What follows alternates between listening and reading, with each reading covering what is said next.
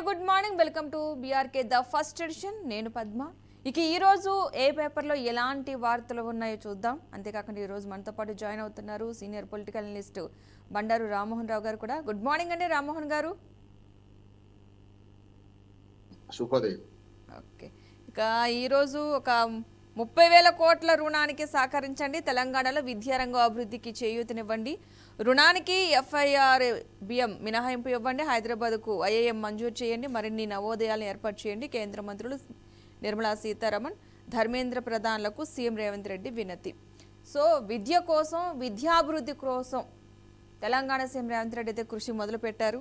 So దానికి సంబంధించి మాట్లాడడం కూడా జరిగింది. మరికొన్ని నవోదయ స్కూల్ని స్టార్ట్ చేయాలి అని చెప్పేసి. సో ఈ అంశానికి సంబంధించి మనం చూద్దాం. సో దీన్ని ఏ విధంగా చూడొచ్చంటే, ఇది తెలంగాణలో విద్యారంగం అభివృద్ధికి ప్రభుత్వం తీసుకుంటున్న చొరవగా చూడొచ్చు అంటారా? అభివృద్ధి కోసం అప్పులు, రోజువారీ పరిపాలన కోసం పన్నులు డబ్బులు అయిపోతాయి. అక్కడికి హల్లి నడుస్తున్నా అంటే నిజంగా విద్య కోసం అప్పు చేయాల్సి వస్తుంది. చూస్తున్నాం కదా మనం. మీకు అట్లాగే బీఆర్కే న్యూస్ ప్రేక్షకులు, నవోదయ స్కూల్ మరికొన్ని నవోదయ స్కూల్ కాదు, హక్కుగా నవోదయ స్కూల్ రావాల్సింది. మనం ఇప్పుడు విభజన తర్వాత మనకు IIM, మనకు కొన్ని గిరిజన విశ్వవిద్యాలయం ఇవన్నీ హక్కుగా రావాల్సింది. అట్లనే జిల్లాల విభజన జరిగిన తర్వాత ప్రతి జిల్లాకు నవోదయ స్కూల్ కావాలి కదా. మరి ఇప్పటిదాకా పాత 10 జిల్లాలు ఉన్నప్పుడు 12 నవోదయ స్కూళ్ళు ఉండే, ఇంకా 2 ఎక్కువ ఉండే. కానీ ఇప్పుడు 10 జిల్లాలు పోయి 33 జిల్లాలు అయినాయి. అటువంటిప్పుడు ఏం కావాలి? ఇంకా 21 జిల్లాలు కావాలి, 21 నవోదయ స్కూళ్ళు కావాలి కదా. అందుకనే కదా మనం అడుగుతున్నది. దాదాపు జిల్లాలు పునరుద్ధరణ జరుపు 7 ఏళ్ళు అయిపోతుంది. 7 ఏళ్ల తర్వాత కూడా ఇంకా నవోదయ స్కూళ్ళ గురించి మనం ఇంకా కావాలని అంటున్నాం. అంటే కేంద్ర ప్రభుత్వం ఏం పట్టించుకుంటుందని అర్థం. మనకు తెలంగాణకు కేంద్ర ప్రభుత్వం ఇవ్వాల్సిన తప్పనిసరి హక్కుగా రావాల్సిన కొన్ని GST కానీ, లేకపోతే మనకు ఏదైనా పన్నుల మన డబ్బు 41% కానీ అవి తప్ప ఏమీ రావడం లేదు. చూస్తున్నాం కదా. స్థానిక ప్రభుత్వాల ఎన్నికలు జరగలేదని చెప్పి 3,300 కోట్ల రూపాయలు అయిపోయింది. దానికోసం ఇప్పుడు ఎన్నికలు జరుపుకుంటామా? 3వ విడత ఎన్నిక జరుగుతుంది. తర్వాత మనం పంపితే అయ్యా ప్రజాప్రతినిధులు ఎన్నికయ్యారు, స్థానిక ప్రభుత్వాలలో సర్పంచులు, వార్డు మెంబర్లు, సర్పంచులు ఉన్నారు కనుక దయచేసి పంపండి అంటే అవి కూడా ఎప్పుడు వస్తారో తెలియదు. మనం కేంద్ర ప్రభుత్వం పూర్తిగా రాష్ట్రానికి అన్యాయం చేస్తుంది. ఒక్క రూపాయి కూడా అదనంగా ఇవ్వడం లేదు. మనం కూడా అందుగా మనం చూస్తాం కదా. మనం చిన్నవాడికి అయితే ఏం చేస్తాం? ఓ చాక్లెట్ ఇస్తాం, పెద్దవాడు ఊరుకోరంటాం. అది లేదు ఇప్పుడు, మనకి ఏమీ లేదు. వాళ్ళ అవసరం రీత్యా కేంద్ర ప్రభుత్వం వాళ్ళకి అవసరం ఏమున్నది? ఆంధ్రప్రదేశ్ అట్లాగే బీహార్ ప్రభుత్వాలు అవసరం, దానికి కూడా ఏమి ఇస్తలేదు. బాగా ఉదరగొడుతుంది కానీ అక్కడ కూడా పెద్దగా ఏమి ఇస్తలేదు. కానీ మనకు అట్లా అనిపిస్తుంటది అన్నట్టు. అంటే పథకాలు పంపిస్తుంటారు, రకరకాలుగా సహాయం చేస్తుంటారు, రోజులు కొడతారు తప్ప ఏం లేదు. ఇవాళ హక్కుగా రావాల్సిన మనకు ఏవైతే పథకాలు ఉన్నాయో అవి ఇవ్వాల్సిందే. దాంతోపాటు నవోదయ స్కూల్ రావాల్సిందే. ఈ 30,000 కోట్ల రూపాయలు అనేది సాధ్యం కాదు. వాళ్ళు ఏం ఇవ్వరు, మనం అడగడం తప్ప ఏం లేదు. గతంలో అడిగిపోయిన రికార్డు లాగా కేసీఆర్ గారు అవునా స్నేహం చేసి రెండోసారికి విఫలమై లాభం లేదనుకుంటున్నారు. గతంలో చంద్రబాబు నాయుడు గారు కూడా అదే మొదటి విడత ఎన్నికైనప్పుడు మరి 3.5 ఏళ్ల తర్వాత కేంద్ర ప్రభుత్వం ఎందుకు విభేదించారు? ఇవే కదా. ఇవాళ ఆశ పెడుతున్నారు, ఏమి ఇవ్వడలేదు. రేవంత్ రెడ్డి గారు కూడా బడాబాయ్ చోటాబాయ్ అని చెప్పి 10 సార్లు పోయి అడుగుతున్నారు. మంచిది అంటున్నాను, బదనాం చేయడం కన్నా అడగాలంటున్నాను. మంచిదే, అడిగితే ఇస్తారా లేదా? అడగని అమ్మాయిని పెట్టదు కదా. అయ్యా మేము ఇన్నిసార్లు మీ దగ్గరికి వచ్చినాం, ఇవి అడుగుతున్నాం, ఇస్తారా ఇవ్వరా? బదనాం చేయడానికని పనికి వస్తుంది అంటున్నాను. ఇప్పుడు కూడా కేంద్ర ప్రభుత్వం తలుచుకుంటే నవోదయ స్కూల్ ఇవ్వడం ఒక ఎగ్జిక్యూటివ్ ఆర్డర్, సమస్య లేదంటున్నాడు. అంటే డబ్బులు ఖర్చు అవుతాయి. మన నవోదయ స్కూల్ దేశవ్యాప్తంగా ఉన్నాయి కదా. 650 గ్రామీణ నవోదయ స్కూల్ ఉన్నాయి. మరి అట్లా ఇంకొక 10 ఇస్తే నష్టం ఉంది మనకు. 10-20 ఇస్తే కనుక మరికొన్ని అడగొద్దు. ప్రతి జిల్లాకు నవోదయ స్కూల్ రావాలని మనం కోరాలి. రాకపోతే కొట్లాడాల్సిన అవసరం ఉంది. ఓకే, అసలు ఈ గ్రామ పంచాయతీ ఎన్నికలకు సంబంధించి పోరు ఏంటంటే, అసెంబ్లీ ఎన్నికలకు మించి డబ్బు పంపిణీ చేయడం. అసలు దానికి సంబంధించి చూద్దాం. గ్రామీణ ఓటర్లను డబ్బుతో ముంచెత్తిన అభ్యర్థులు. ఓటుకి 1000 నుంచి 5,000 వరకు చెల్లింపు, అదనంగా మద్యం, చీరలు, కానుకలు సైతం. వెండి ఉంగరాల పంచన ఉంగరం గుర్తు అభ్యర్థి. నిర్ణయాత్మక ఓటుకు 30,000 దాకా పంపిణీ. హైదరాబాద్ శివార్లోని శంకర్పల్లి మండలంలో ఓటుకు 55,000 రూపాయలు చొప్పున ఇచ్చిన ఓ అభ్యర్థి. పటాన్చెరులో ఓ అభ్యర్థి ఖర్చు 17 కోట్లు. ఎన్నికల కోసం భూములను అమ్ముకున్న వైనం. గ్రామాలపై పట్టు కోసం తమ వంతు చేయి వేసిన ప్రజాప్రతినిధులు. చేతులు మారిన 1,000 కోట్లు. ఎన్నికలు అనేసరికి డబ్బులు చేతులు మారుతాయి అన్న నానులాగా అయిపోతుంది ఎప్పటికప్పుడు ప్రతి ఒక్కరు. ఈ గ్రామ పంచాయతీ ఎన్నికలకు కూడా ఒక అభ్యర్థి ఏకంగా 17 కోట్లు ఖర్చు పెట్టాడు. అంటే సరే ఎలా ఓటు అనేది ఎలా మారిపోయింది అంటారు అసలు దీన్ని బట్టి చూస్తుంటే? పద్మ గారు ఇది ఒక రకంగా ఇప్పుడు వేలంపాట రాజకీయ చూసినాం. వేలంపాటలలో 50 లక్షలు కోటి రూపాయలకు కూడా కొనుక్కున్న సందర్భాలు ఉన్నాయి. వాటిని మించి వాళ్ళ పోటీ జరుగుతుంది. పంచాయతీ ఎన్నికల్లో నాయకత్వం ఎదగడానికి మంచి అవకాశం ఉంటున్నాడు. దాన్ని ఉపయోగించుకుంటే మంచిది. గతంలో యూత్ క్లబ్స్ నుంచి వచ్చిన వాళ్ళు, యువతి నుంచి వచ్చిన వాళ్ళు వచ్చేవాళ్ళు. దేశవ్యాప్తంగా చూస్తే మీకు స్థానిక ప్రభుత్వాలు అంటారు వీటిని. వీటి నుంచి వచ్చిన వాళ్ళు చాలా మంది. పివి నరసింహరావు గారు మొదలు వార్డు మెంబర్ అయితేనే సర్పంచ్ అయ్యిండు, సర్పంచ్ అయితేనే సంతపై అయ్యిండు. బెజ్జలుగా వెంగళరావు గారు. అంతకుముందు మున్సిపాలిటీ రాజమండ్రి మున్సిపాలిటీకి మొట్టమొదటి ఎన్నికైన ప్రకాశ పద్మ గారు, చిత్తరంజన్ దాస్ గారు కలకత్తా మేయర్, అది మన సుభాష్ చంద్రబోస్ గారు కలకత్తా మేయర్ గా చేశారు. తర్వాత కమిషనర్ చేశారు, మేయర్ గా చేశారు. జవహర్లాల్ నెహ్రూ, లాల్ బహదూర్ శాస్త్రి, సర్దార్ వల్లభాయ్ పటేల్, ఇంకా 112 మంది పేర్లు చెప్తే వీళ్ళందరూ పంచాయతీ నుంచి కింది నుంచి వచ్చిన వాళ్ళు. పంచాయతీ సమితి నుంచి. మరి దేశవ్యాప్తంగా ప్రధానమంత్రులు అయ్యారు కదా. అందుకని నేను ఏమంటున్నానంటే ఇవాళ మన ముర్ము కూడా, ద్రౌపది ముర్ము కూడా కింది స్థానిక ప్రభుత్వాల నుంచి వచ్చిన వాళ్ళు. అందుకనే ఇది మంచి బేస్ అంటున్నారు. కానీ దీన్ని దుర్వినియోగం చేస్తున్నారు. ఎందుకంటే అత్యాశ పడి ఏదో ఆశలకు పోయి నలుగురు పోటీ చేసినప్పుడు ఎవరో ఒకరు గెలుస్తారు కదా, అందరం ఖర్చు పెట్టుకుంటా ఊరుకుంటే మంచిది అంటున్నారు. మీరు ఒక పంచి మాట చెప్పారు, భూములు అమ్ముకున్న వాళ్ళు ఉన్నారండి. నేను సర్పంచ్లకు 2001 నుంచి ఇప్పటిదాకా 4 బ్యాచ్లు, 2001, 6, 13, 19 4 బ్యాచ్లకు శిక్షణ ఇచ్చిన వాళ్ళు అఫీషియల్ గా గవర్నమెంట్ నుంచి. మాకు చాలా ఇటువంటి కథలు వస్తుంటారు. ఒక లంబడి హివాబాయ్ అని ఒక ఆమె ఇదే ఎన్నికల్లో హామీ ఇచ్చి ఏకగ్రీవంగా ఎన్నికైదాం అనుకుంది. మనిషి ఆ నలుగురు నిలబడితే నలుగురికి 5-5 లక్షల రూపాయలు పనిచేసింది. అంటే మేము ఉపసంహరించి కూడా 5 లక్షలు కావాలి, 20 లక్షలు పోయింది. వాడ ఎకరం భూమి 40 లక్షలు ఉండే అప్పుడు 20 లక్షలు భూములు అరెకరం ఇచ్చేసింది. తర్వాత ఊరోళ్ళందరూ ఏమన్నారు, మీరు చీకటి చీకటి ఒకటైతే లాభం లేదు, మాకు సంగతి ఏంది, మా ప్రజలకి సంగతి ఏందని 5 లక్షల రూపాయలు ఇచ్చి 850 ఓట్లమ్మ దావత్ పెట్టింది అందరికి. కోళ్ళు మేకలు కోసేసి అయిపోయింది, తిన్నారు, అయిపోయింది. తర్వాత వాళ్ళు ఏమన్నారంటే మీరు ఏకగ్రీవ సర్పంచ్ కావాలంటే మా ఊరికి ఒక గుడి కట్టియాలి, దానికి భూమి ఇవ్వాలన్నారు. గ్రామ దేవత గుడి 6 ఎకరం భూమి ఇచ్చింది. అంటే ఏంది 20 లక్షలు దీనికి, 20 లక్షలు దానికి. ఎకరం పోయింది ఇప్పటికే. తర్వాత ఏం చేసింది ఆమె ఇంకా అంటే, ఆమెను ఎన్నికైన తర్వాత ఏడ్చుకుంటూ వచ్చింది. మాదే శిక్షణ, ఎందుకు ఏడుస్తున్నావమ్మా, నువ్వు ఏకగ్రీవ సర్పంచ్ కదా, డబ్బులు ఎందుకు ఖర్చు ఏంటి ఇవన్నీ చెప్పింది. 40 లక్షల రూపాయలు 6 ఎకరం భూమి అమ్మితే 10 లక్షల అప్పు కూడా నాకు మిగిలింది ఇప్పుడు ఎందుకు ఏడుస్తున్నావు అంటే, నారు వచ్చిన వాడు నీరు పోయాడా, మరి నువ్వు 1 ఎకరం భూమి ఇచ్చినావు కరెక్టే, 6 ఎకరం భూమిలో గుడి కట్టాలి కదా, నువ్వే గుడి కట్టి మరి అంటున్నాడు. డిమాండ్ చేస్తున్నాడు. ఊరోళ్ళందరూ ఇంటి ముందు ధర్నా చేసి సమస్య అది. అంటే ఇంకొక 1 ఎకరం భూమి అమ్మి ఇప్పుడు ఇల్లుగా మన గుడి కట్టియాలని ఏడ్చినప్పుడు. నేను చెప్పేది 2019 సర్పంచ్లకు మేము శిక్షణ ఇచ్చినప్పుడు మాకు అనుభవం. అందుకని ఏమంటున్నానంటే ఇవి ఫాల్స్ ప్రిస్టేజ్ పోతున్నారు. ఇందులో ఏమీ లేదు. ఊరు మొత్తం దోచినా కూడా 5 లక్షలు, చిన్న పంచాయతీకి 5 లక్షలు అంటే మించి రావు. పెద్ద పంచాయతీలో పన్నులు వసూలు లేవు, చిన్న పంచాయతీలో కూడా పన్నులు వసూలు లేవు, స్థానిక మన సొంత ఆదాయం లేదు. ఇది కేవలం వీళ్ళు శలభాలాగా మాడిపోతున్నారు. ఒకసారి పోటీ చేసే వాళ్ళందరినీ గత సర్పంచులు మొన్నటిదాకా చేసిన వాళ్ళని అడగండి, అప్పులు మిగిలినాయా, ఏం మిగిలిన భూములు అమ్ముకుంటారు. అదే జరిగింది కదా. కానీ ఇవన్నీ ఏం లేదు.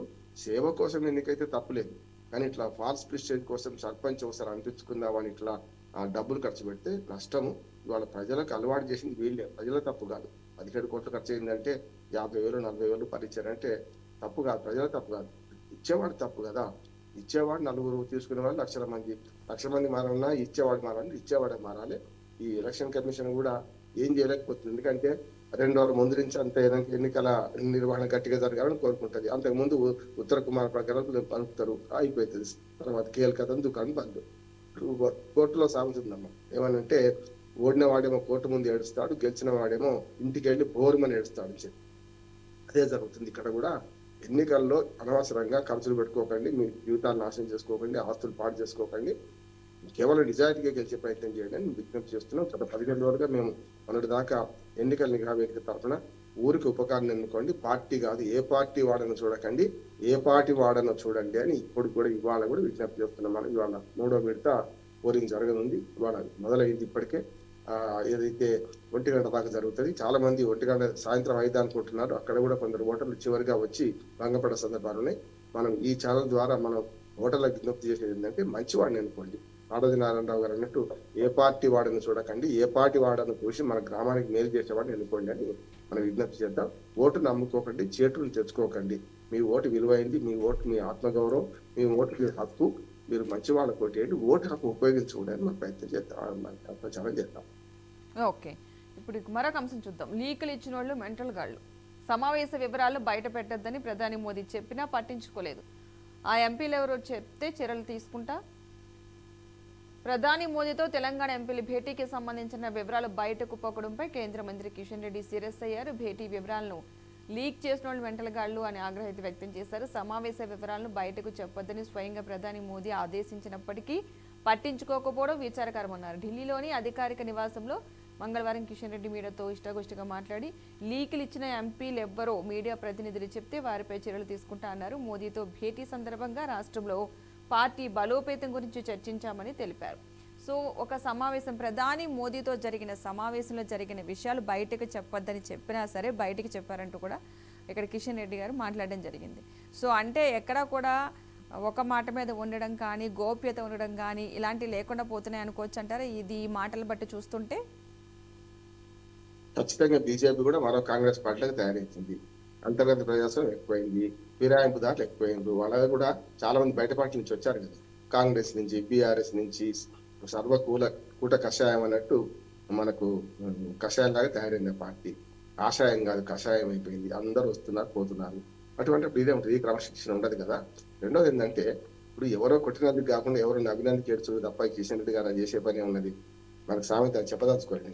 కనుక ఇప్పుడు లీక్ అయిన దానికి సమస్యనా ఆయన అన్నది సమస్య అన్నట్టు. ఆయన అన్నదాన్ని పట్టించుకుంటారా లేదా?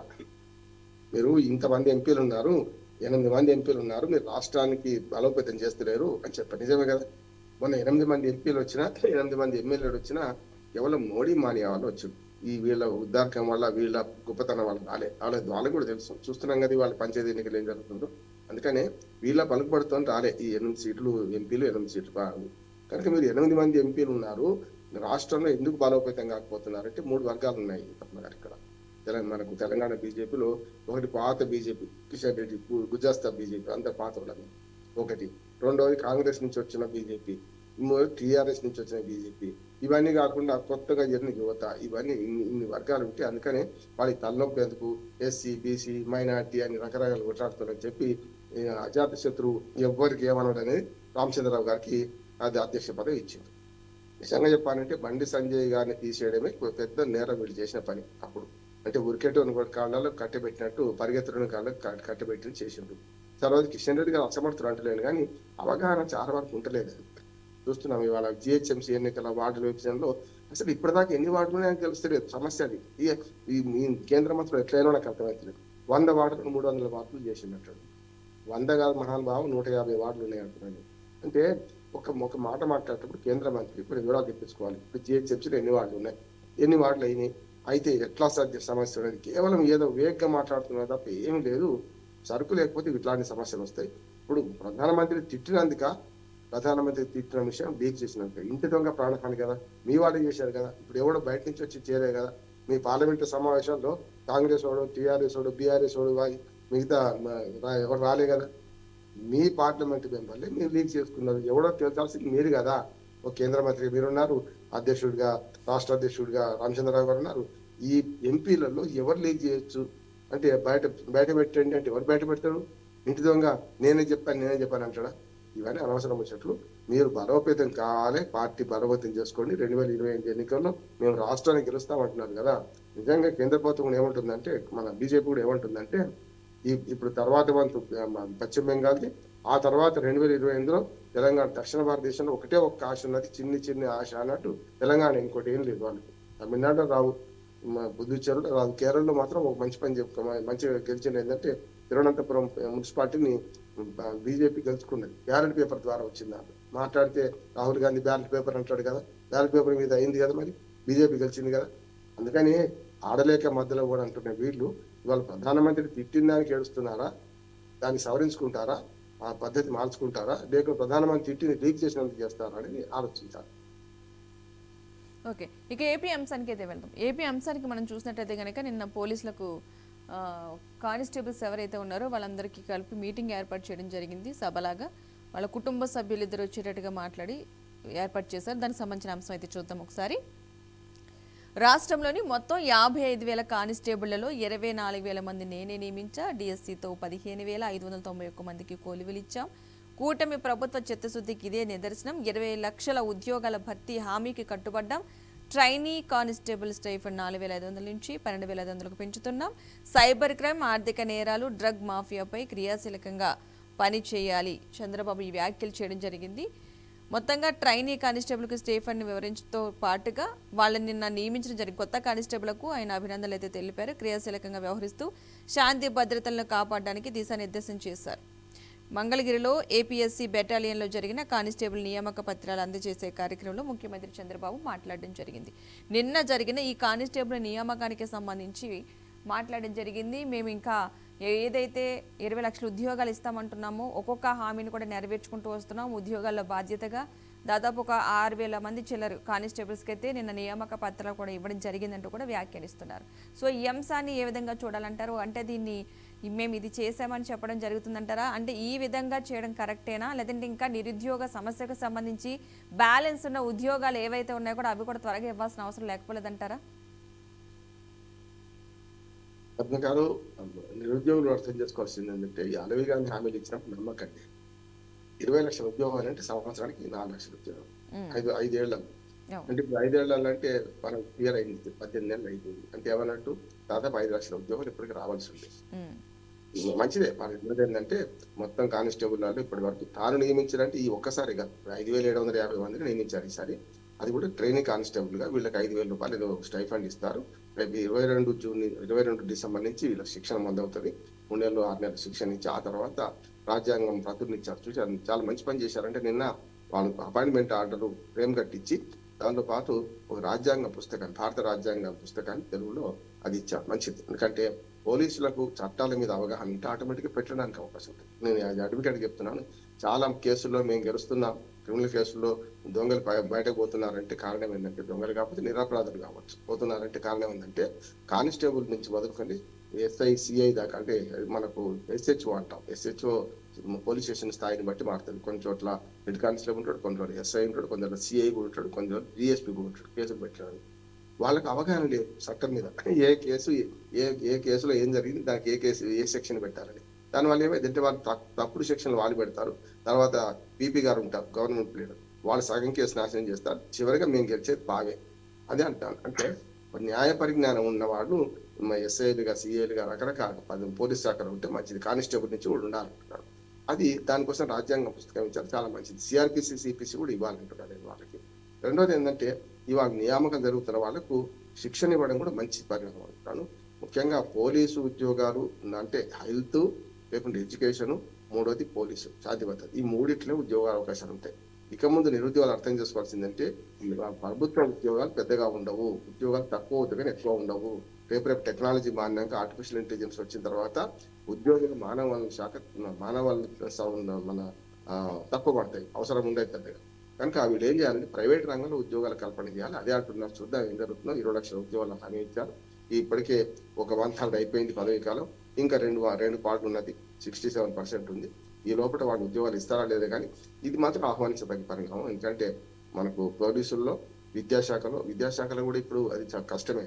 1:17 ఉన్నారు. ఆంధ్రప్రదేశ్లో పిల్లలు 17 మంది ఉంటే ఒక టీచర్ ఉన్నారు. నిజంగా విద్యా హక్కు చట్టం 30 మందికి ఒక టీచర్ ఉన్నారు. అంటే ఎంత ఎక్కువ ఉన్నారు కదా. ఈ కొత్త నియామకాలు ఎక్కడైతే ప్రభుత్వ స్కూళ్లలో ఎన్రోల్మెంట్ పెరగకుండా టీచర్ల నియామకాలు ఉంటాయి. ఏమున్నా వైద్యము వీటిలల్లో పోలీస్ శాఖలో మాత్రమే నియామకాలు ఉంటాయి. ఇది మంచి పని. చాలా రోజుల తర్వాత 5,750 మందిని పోలీస్ కానిస్టేబుల్ నియామకం చేశారు.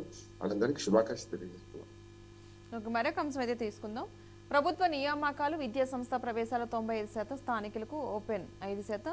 1 నుంచి 7 తరగతుల్లో ఎక్కువ ఎక్కడ చదివితే అక్కడే స్థానికత. విభజిత ఆంధ్రప్రదేశ్లో కొత్త జిల్లాలు ఏర్పడిన నేపథ్యంలో కేంద్ర ప్రభుత్వం కొత్త రాష్ట్రపతి ఉత్తర్వునైతే విడుదల చేస్తుంది. ప్రభుత్వ నియామకాలు, పదోన్నతులు, విద్యా సంస్థల ప్రవేశాల వంటి విషయాల్లో స్థానికతను నిర్ణయించడానికి ఇది ఉపయోగపడుతుంది. ఇందులో 95% ఉద్యోగాలు స్థానికులకు, మరో 5% ఓపెన్ కోటాగా ఉంచుతూ కేంద్ర హోంశాఖ ఆంధ్రప్రదేశ్ పబ్లిక్ ఎంప్లాయ్మెంట్ 2025 పేరిట సోమవారం అయితే ఒక గెజెట్ నోటిఫికేషన్ విడుదల చేస్తుంది. కొత్తగా జరిగిన మార్పులు ఏంటంటే గతంలో 4 జోన్లుగా ఉండగా ఇప్పుడు జిల్లాల సంఖ్య పెరగడంతో 6 జోన్లను ఏర్పాటు చేశారు. తిరిగి వీటిని 2 మల్టీ జోన్లుగా విభజించారు. గతంలో రాష్ట్ర కేడర్ పోస్టులుగా ఉన్న సిటిఓ, డిప్యూటీ కలెక్టర్, డిఎస్పీ పోస్టులను కూడా మార్చడం జరిగింది. సో ఈ అంశానికి సంబంధించి ఎవరైతే 1 నుంచి 7వ తరగతి వరకు చదువుతారో వాళ్ళకి ఆది స్థానికత కింద చెప్పడం జరిగింది. ఇప్పుడు ఈ ప్రతి చోట కూడా ఇది ఒక పెద్ద క్వశ్చన్ మార్క్ అయిపోయింది.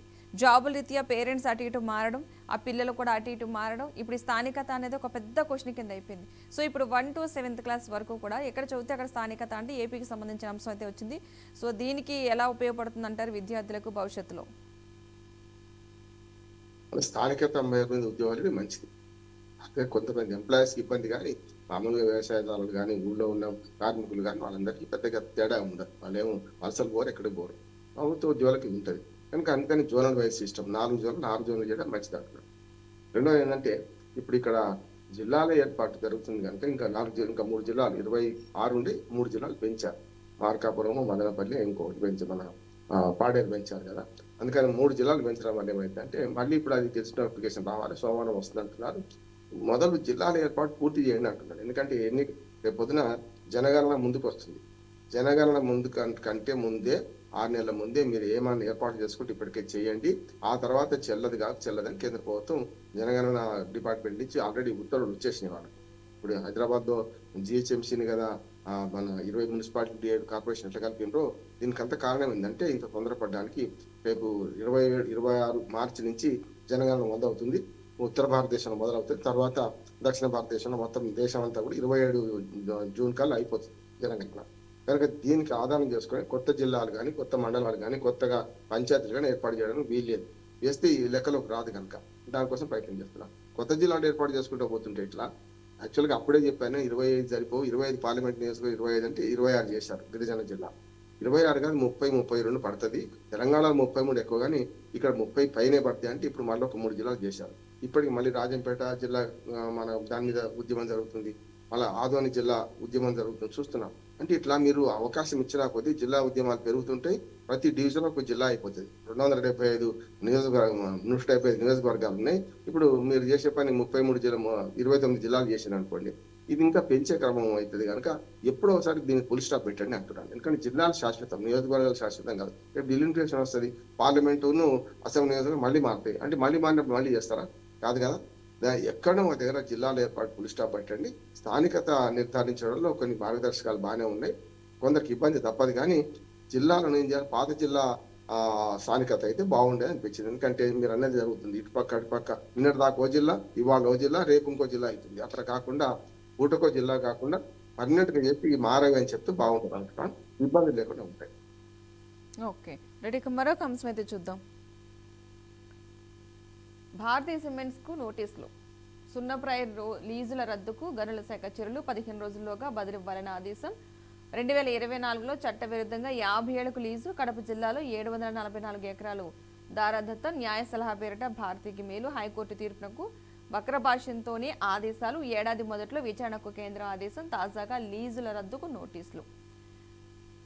మాజీ ముఖ్యమంత్రి వైఎస్ జగన్మోహన్ రెడ్డి సతీమణి భారతి డైరెక్టర్గా ఉన్న భారతీ సిమెంట్స్ కు గనుల శాఖ నోటీసులు అయితే జారీ చేసింది. ఆ సంస్థకు కడప జిల్లా ఎర్రగుంట్ల, కమలాపురం మండలాల్లో చట్టవిరుద్ధంగా కేటాయించిన సున్నప్రాయ భూముల మైనింగ్ లీజులను ఎందుకు రద్దు చేయకూడదో వివరణ ఇవ్వాలని నోటీసులో పేర్కొంది.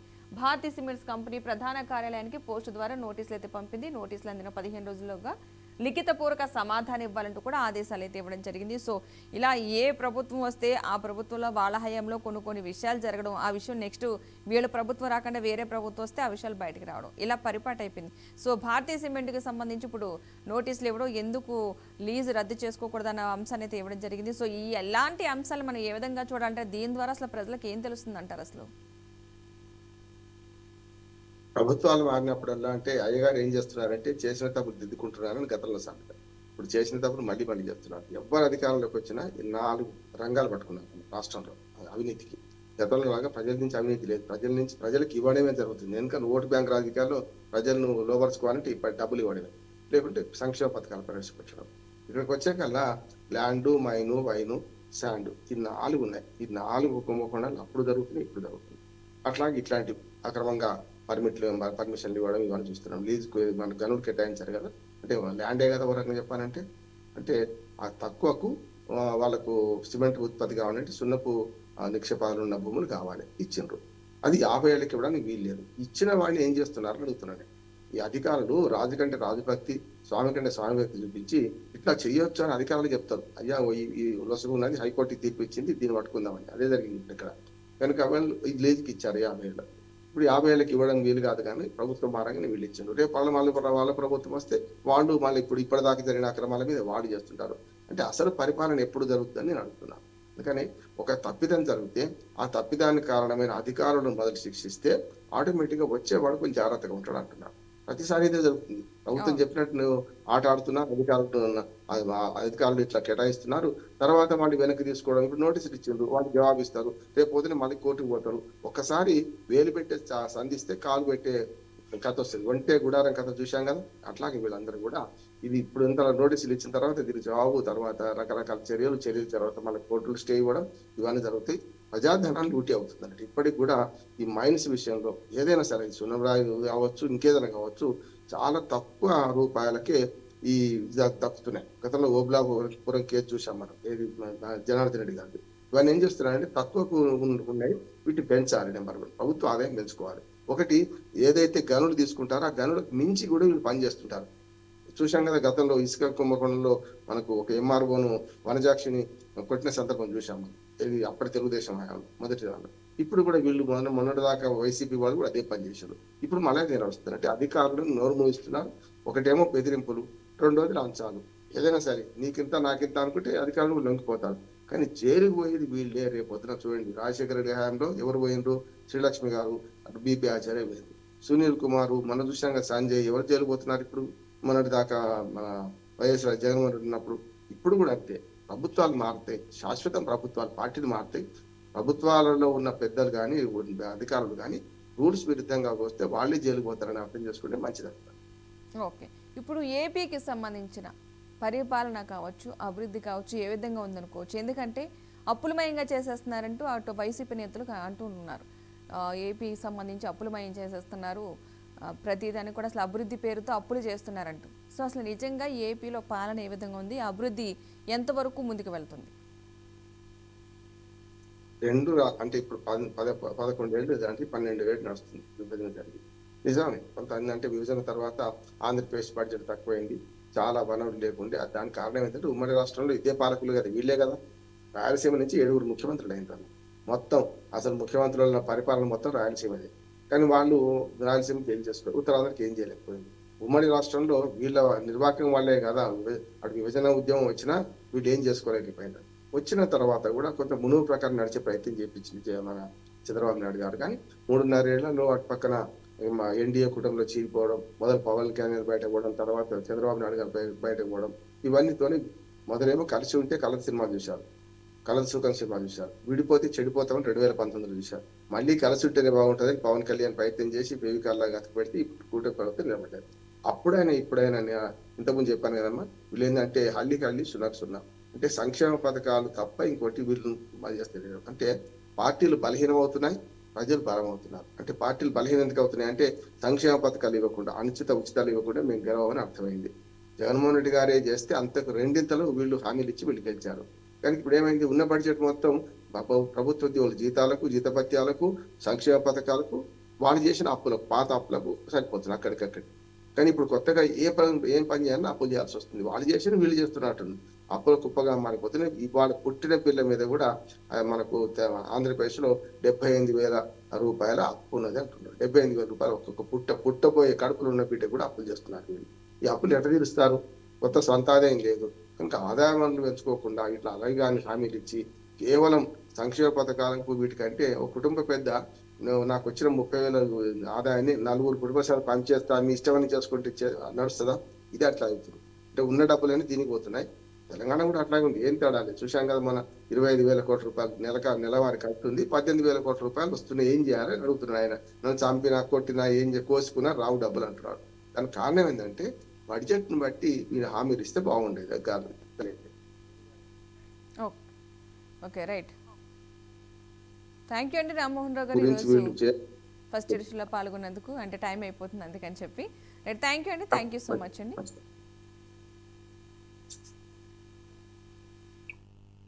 చూసారు కదండి, ఇది నాటి BRK the first edition. Keep watching BRK news Telugu సత్తా.